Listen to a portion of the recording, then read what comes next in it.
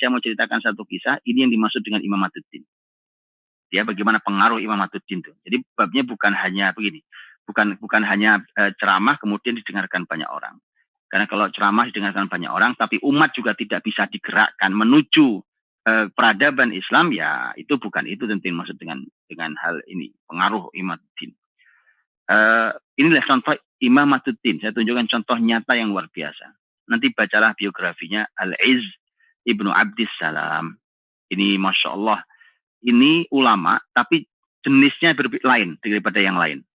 Ya, ini sampai punya gelar Sultanul Ulama, sampai punya gelar Ba'ius Sultan. Gitu. Jadi gini, Sultanul Ulama itu artinya adalah kalau dia kumpul sama ulama, dia sultannya. Gitu. Tapi kalau bahkan dia pernah membuat prestasi dalam hidupnya, Ba'i'us Sultan. Jadi dia jual pemimpin. Pemimpin dia berhasil dia jual. Ini ada kisahnya dengan hal ini. Ini orang subhanallah. Ini orang kokoh sekali luar biasa. Kekokohannya Al-Izz bin Abdissalam itu ajaib. Ajaib sekali. Dulu beliau tinggal di Damaskus. Ini adalah ulama Islam secara madhab Syafi'i. Beliau adalah beliau ini hidupnya di abad ke-6 Hijriah, abad ke-6 Hijriah, nanti meninggalnya abad ke-7 Hijriah, dan hidup di masa putranya Salahuddin Al-Ayyubi. Ya, ketika beliau tinggal di Damaskus, di sana ada pemimpin yang Al-Izz bin Abdissalam ini sangat marah pada pemimpin ini. Padahal Al-Izz bin Abdissalam posisinya adalah imam besar di Masjid Al-Umawi. Masjid Jami Al-Umawi itu masjid terbesar di wilayah Damaskus, bahkan termasuk masjid terbesar di wilayah Islam bagian timur saat itu. Al-Jami Al-Umawi ini dulu imam dan khotibnya adalah Al-Izz ibn Abdissalam. Dan Bapak Ibu kalau disebut imam dan khotib zaman dulu itu bukan kayak hari ini ya. Ya, bukan kayak hari ini. Hari ini orang belajar ceramah terus jadi imam jadi khotib gitu. Tidak begitu. Imam dan khotib itu kalau disebut imam dan khotib. Makanya Bapak Ibu bisa perhatikan ya hari ini bahkan di beberapa negara kalau dia menyebut dirinya imam dan khotib, dia tunjukkan mungkin di kita nggak ada pengaruhnya. Lah di sini juga saya juga bisa jadi imam jadi khotib. Itu karena kita tidak mengerti peradaban hari ini. Peradaban Islam itu kita nggak terlalu ngerti. Kenapa itu bukan sembarang? Karena itu adalah tempat Imam Matuddin. Jadi tidak sembarang orang boleh bicara, tidak boleh sembarang orang untuk mengimami. Ya kalau hari ini ya siapa aja boleh. Itulah kenapa kemudian tentu menjadi tolak ukur hari ini. Kualitas masjid kita menjadi tolak ukur tentang seberapa kita pantas dan layak untuk peradaban Islam ke depan. Maka yang berhak menjadi imam besar seperti Ali bin Abdissalam itu. Apalagi itu adalah di Al-Jami Al-Umawi. Ya, di masjid yang terbesar. Dalam khutbah Jumatnya suatu hari Ali bin Abdissalam marah dalam khutbahnya karena sang pemimpin Damaskus itu sudah keterlaluan karena dia sudah bekerja sama bayangkan itu pasukan salib hanya demi mengambil kekuasaan Ali bin Abdissalam. Dalam khutbahnya dia bacakan bagaimana orang-orang yang bekerja sama dengan musuh-musuh Islam dan seterusnya. Akhirnya sang pemimpin Damaskus marah, begitu marah kemudian nanti dia dicopot. Ya dicopot dari jabatan karena tentu dia punya kuasa. Kata Ali bin Abdissalam nggak ada masalah, emang saya ada urusan sama jabatan. Dicopot, kemudian begitu dicopot masyarakat protes karena mereka tahu, mereka selama ini dibimbing oleh ilmunya seorang Al-Izz bin Abdissalam. Masyarakat yang begini ini, ya kan marah dia, masyarakat itu kemudian melakukan banyak protes kepada pemimpinnya. Akhirnya sang raja juga mengalah, maka Ali bin Abdissalam itu didatangi oleh utusannya sang pemimpin, ya disuruh nego. Udah nego deh, sekarang gini saja. Negonya adalah kamu akan dikembalikan ke Masjid Al-Umawi dengan posisi imam dan juga posisinya sebagai seorang khatib yang bisa memberikan wejangan dan perintah bahkan. Tapi syaratnya ada. Syaratnya kamu cium tangannya, kamu akui aja kesalahanmu dan kamu cium tangan sang pemimpin. Ini utusan yang datang nih.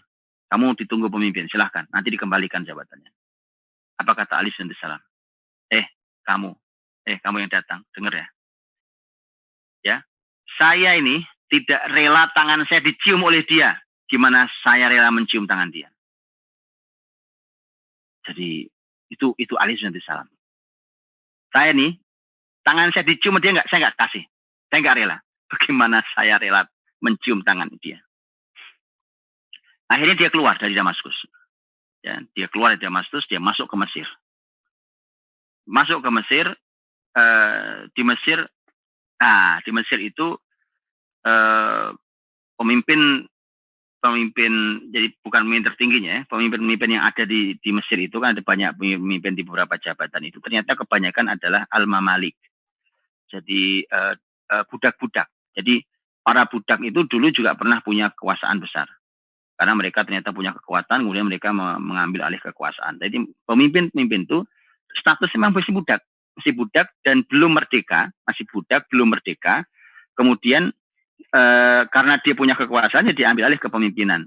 Nah, Ali bin Abi Thalib saat itu karena di sana juga pemimpin, bahkan menjadi hakim di sana, karena ilmunya di mana-mana orang berilmu ya, dimanapun Allah berikan ruang-ruang untuk sebesar itu, mau di Damaskus, mau di Mesir. Maka dia menolak dan dia sangat didengar oleh masyarakatnya karena dia mengajar masyarakatnya, dia membimbing masyarakatnya. Yahduna bi amrina. Jadi memberikan petunjuk dengan perintah Allah Subhanahu wa taala. Imamatuddin, maka dia dengan masyarakatnya itu sangat dekat sekali. Ya, sangat dekat sekali. Kemudian ketika datang berbagai macam surat, umpamanya surat jual belilah, perintahlah, kepemimpinan dari budak-budak yang memimpin itu, Ali bin Abi Thalib mengatakan, saya nggak mau taat. Ini nggak sah ini. Jual beli mereka nggak sah. Kenapa? Mereka budak. Mereka tidak punya hak untuk melakukan transaksi itu dalam fikih. Gitu ya. Jadi, maka marahlah pemimpin-pemimpin itu mendengarkan kalimat Ali bin Abi Thalib. Ya, begitu marah sang pemimpin Ali bin Abi Thalib itu, maka kemudian sampailah berita ini kepada pemimpin tertinggi. Jadi sampai pada pemimpin tertinggi, kemudian juga kaget juga, kok begitu fatwanya Ali bin Abi Thalib, ya kan? Tapi Ali bin Abi Thalib tidak mau goyang. Kata beliau, tetap nggak sah kepemimpinan kamu, karena kalian ini budak. Ya. Gimana solusinya? Solusinya jual dirimu di pasar, ya kan? Jadi dijatuhkan wibawa. Bukan, memang harus begitu, gitu kan? Tidak ada kesombonganmu di sini. Maka kalian harus jual di pasar. Makanya kemudian dia punya gelar namanya Bai'us Sultan, penjual raja. Jadi penjual pemimpin. Dia pernah jual para pemimpin itu. Kan? Tapi sebelum mereka mau menjual dirinya, menjual dirinya kayak kita beli barang, dijual, kemudian nanti dibebaskan dari perbudakan, baru kau mimpin, kamu sah mengeluarkan semua instruksi kepemimpinan. Tapi sebelum itu, sebenarnya dia langsung ditolak. Bahkan marah juga pemimpin ini. Ditolak dia dengan fatwanya itu. Baik, kalau begitu, saya keluar juga dari Mesir. Dia nekat keluar. Dia pakai kendaraan sederhananya itu, keledai itu. Dia keluar dari Mesir. Subhanallah, dia keluar dari Mesir. Masyarakatnya tahu ketika dia ingin keluar meninggalkan Mesir itu. Maka diikuti, di belakangnya itu diikuti oleh sekian banyak masyarakat. Para ulama, para ahli ilmu, para ilmuwan, orang-orang soleh, ahli ibadah, orang-orang yang zuhud, masyarakat, muda, tua, laki, perempuan, anak kecil, semua ikut di belakangnya, ngikut Ali bin Abi Thalib mau pergi kemana. Wa ja'alna minhum a'immatan yahduna bi amrina lamma sabaru. Dengan kesabaran dan kekokohan itulah maka kami jadikan, kata Allah, di antara mereka ada pemimpin-pemimpin imamatuddin, ya, yang memberikan petunjuk dengan perintah Allah Subhanahu wa taala. Maka Begitu tahu itu raja kan takut. Waduh, lah ini semua taatnya sama Ali bin Abi Thalib. Maka kemudian sang raja akhirnya ngalah. Ngalah kemudian menemui Ali bin Abi Thalib, jangan tinggalkan Mesir. Kemudian apa yang Anda mau? Ya saya bilang, ya itu yang saya mau, bukan saya mau. Ini mau ilmu fikihnya begitu. Gitu. Akhirnya sudah ke pasar jualan, mereka dijual dirinya. Jadi para pemimpin itu dijual, betul-betul dijual, harus dibeli.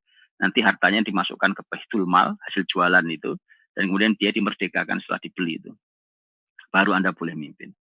Jadi orang-orang yang berjalan di atas petunjuk Allah, memimpin masyarakatnya dengan ilmu agama itu. Maka Bapak Ibu rahmati Allah, kalau itu bahkan target keluarga kita. Tadi ya, doa kita Rabbana hablana min azwajina wa dzurriyyatina qurrata a'yun waj'alna lil muttaqina imama. Ternyata itu target di keluarga kita loh, itu doa kita loh.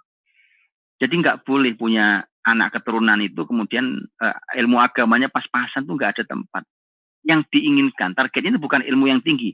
Jadi pemimpin. Di dalam ilmu agama jadi pemimpin. Kalau pemimpin bagaimana sih? Pemimpin itu yang tertinggi. Disebut imam itu ketika dia diteladani, diikuti. Itu imam namanya. Diteladani, diikuti. Makanya Nabi SAW mengatakan, Ju'ilal imamu liyu'tamma bih. Imam itu dijadikan imam untuk diikuti. Untuk diikuti. Termasuk dalam kehidupan hari-hari kita. Kan? Makanya bukan cuma anak saya belajar ilmu agama Pak. Loh iya, tapi targetnya doa kita tentang keluarga kita itu bukan cuma belajar ilmu agama. Anakmu harus jadi pemimpin di ilmu agama. Dia harus menjadi orang yang diteladani di ilmu agama, diteladani oleh masyarakatnya. Itu targetnya. Karena kalau nanti mereka ambil imamatuddin, maka nanti kemudian masalah tempat di mana posisinya. Lihat contohnya tadi. Al-Iz bin Abdus Salam, posisinya tidak jadi menteri, tidak jadi raja, tidak jadi pejabat gubernur umpamanya.